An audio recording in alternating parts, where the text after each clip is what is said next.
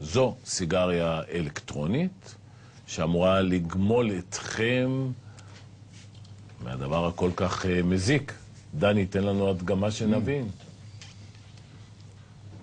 אבל אני לא מעשן. זה לא פשיש, זה עדים, מה איתן? זה עדים, אני לא יודע אם רואים, זה כאן.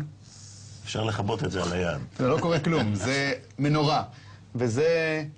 וזאת סוללה, שמתאינים אותה עם מטען. גם יש USB ויש גם באוטו, מה שאתה רוצה רפי. והחלק הזה זה בעצם המנוע. מה יש כאן? יש כאן בעצם או ניקוטין או חומר דמוי, זאת אומרת לא חייב להיות ניקוטין. יש כאן אלקטרוניקה מתוחכמת שלוקחת את האוויר, משנה את הנוזל שנמצא בפנים לעדים. העדים צבועים בחומר שנקרא פרופן, ואז בעצם רואים את העדים ככה קצת לבנים. זה נטול ניקוטין? לא, זה יכול להיות עם ניקוטין, או בלי ניקוטין. אבל הניקוטין הוא בלי כל הזבל של הסיגריה. מה יש בסיגריה? יש טבק ויש רעלים. יש 4,000 חומרים. 4,000 חומרים, הנה. מתוכם 40 חומרים. לכן לא משנה מה אתה מכניס. אז מה יש לנו כאן? כאן יש לנו ניקוטין. יש לנו, לא, מבחינת הניקוטין, ברור לגמרי שניקוטין כשלעצמו איננו אחראי לכל התחלואים הנגרמים על ידי סיגריה. אני לא מעשן, רפי, תחשוב, ראו אותי בחדר כושר, תוך כדי הזה, אם תצליח לשחות ולעשן, זה בכלל תהיה סנסציה. מה אתה אומר על זה, פרופסור? תן לנו תן לו שחטה, תן לו קודם כל שחטה. דעת מומחה. לא, אני לא... אפילו לא יכול להיראות עם סיגריה. זה לא אמיתי, זה כמו... זה נורא. אתה לא מאמין שזה לא אמיתי, אה? לא, אל תעשה את עצמך, זה לא ככה, זה עדים, אני לא מעשן ואני אנטי, ואתה יודע, אבל... תן יותר עמוק, רפי, לא. יצא משהו? לא, תקח עמוק. כך עמוק, זהו. עכשיו תחזיק קצת בריאות.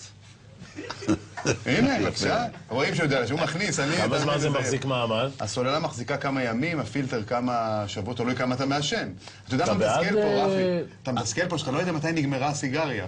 אתה לא יכול למעוך אותה אתה בעד, פרופסור? אני חושב שקודם כל צריך לא לעשן מלכתחילה. מי שרוצה להפסיק לעשן ויש לו בעיה להפסיק באחת, זו דרך לגיטימית. בוא נבהיר שמענו על זה כבר, אבל כרגע יש שיווק מאוד מאוד אגרסיבי. יש עמדה של ארגון הבריאות הבינלאומי? ארגון הבריאות העולמי הוציא הודעה בשנה שעברה שאמר שהתכשיר הזה לא בדוק ולא מאושר כתכשיר להפסקת עישון, והוא מוגדר כתכשיר ללקיחת ניקוטין מנקודה X ולהביא אותו לתוך המערכת. בתור זה הוא מאושר, בארצות הברית אסור לשיווק. יש לך מושג מה אחוזי ההצלחה, אגב?